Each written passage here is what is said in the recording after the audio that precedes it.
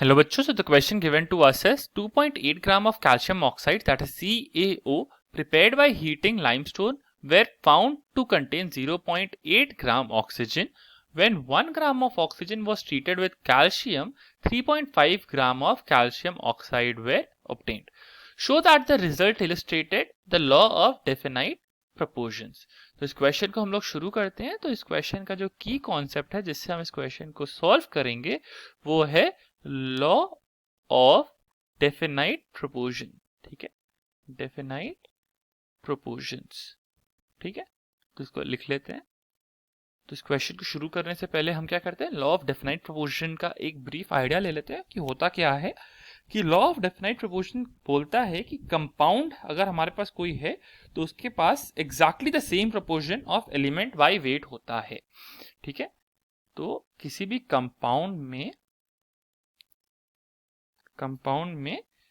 जो एलिमेंट्स हैं उसके पास वो बेसिकली क्या होते हैं, exactly the same proportion by weight, same proportion by weights.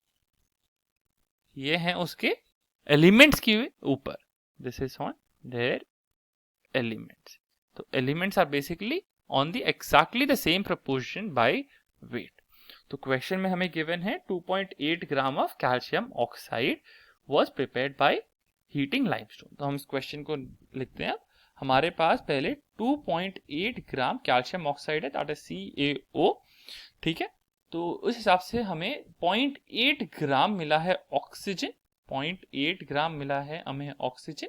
तो इस हिसाब से हमारे पास 2 ग्राम होगा हमारे पास कैल्शियम, क्योंकि law of conservation of mass बोलता है कि रिएक्शन का जो रिएक्टेंट का मास होगा वही प्रोडक्ट का मास होगा। तो law of conservation of mass लगा देंगे तो कैल्शियम का मास जो होगा वो हो जाएगा 2.8 माइनस 0.8, क्योंकि कैल्शियम ऑक्साइड में से अगर हमने ऑक्सीजन का मास सब्ट्रैक्ट किया तो हमें कैल्शियम का मास मिल जाएगा। ठीक है, केस 2 में हमारे पास क्या है, ठीक है, केस 2 में हमारे पास है 3.5 ग्राम ऑफ कैल्शियम ऑक्साइड।